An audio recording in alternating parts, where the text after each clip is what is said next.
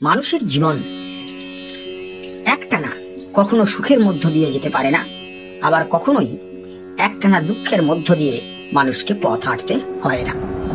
সুখ দুঃখ চক্রাকারে মানুষের জীবনে আবর্তিত হতে থাকে। মানুষের জীবনে দুঃখ আসে, আঘাত আসে, বিফলতা আসে, এবং তখনই মানুষ হতাশ হয়ে পড়ে, জীবনের প্রতি বীতশ্রদ্ধ হয়ে পড়ে। সে বিপদ আপদ সফলতার জন্য, বিপদ আপদ থেকে মুক্তি, আঘাত থেকে পরিত্রাণ, বিফলতা থেকে সফলতার স্বপ্ন দেখতে শুরু করে। অনেকেই জীবন থেকে বিদায় নিয়ে নেয় এই দুর্বিষহ যন্ত্রণা সহ্য করতে না পেরে।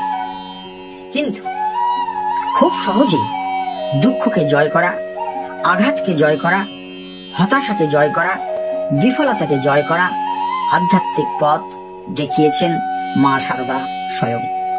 মা শারদা বলছেন, দেখো, জীবনে যখন দুঃখ পাবে, আঘাত পাবে, বিফলতা আসবে, তখন নিশ্চিত যেন আমি তোমাদের সঙ্গে রয়েছি।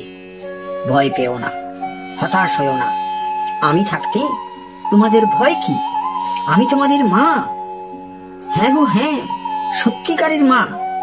আমি মা থাকতে কে তোমাদের কি করবে? যেন একটা কথা, বিধাতারও সাধ্য নেই যে আমার সন্তানদের কোনো ক্ষতি করেন। আমার উপর সব ভার দিয়ে নিশ্চিন্ত হয়ে থাকো। আর সর্বদা যেন যে তোমাদের পিছনে এমন একজন রয়েছেন যিনি সর্বদা সর্বদা তোমাদের রক্ষা করছেন এবং করবেন, যেন তোমাদের মা তোমাদের সঙ্গে রয়েছেন। হ্যাঁ বন্ধুরা, জীবনে আঘাত আসবে, দুঃখ আসবে, কষ্ট আসবে, যন্ত্রণা আসবে, বিফলতা আসবে, ব্যর্থতা আসবে, আরো কত কত বিপদ আপদ আসবে। মা শারদা বলছেন, এগুলো যখন জীবনে আসবে তখন প্রথমেই বিশ্বাস করো যে আমি সত্যিকারের মা, তোমাদের সাথে আছি। কত বড় কথা বললেন মা শারদা। বললেন বিধাতারও সাধ্য নেই আমার সন্তানদের কোনো ক্ষতি করে। তাহলে কি করতে হবে? যখনই জীবনে এই সমস্যাগুলো আসবে তখনই মায়ের একটি ছবির সামনে বসে মাকে প্রার্থনা করতে হবে আন্তরিক বিশ্বাসের সঙ্গে।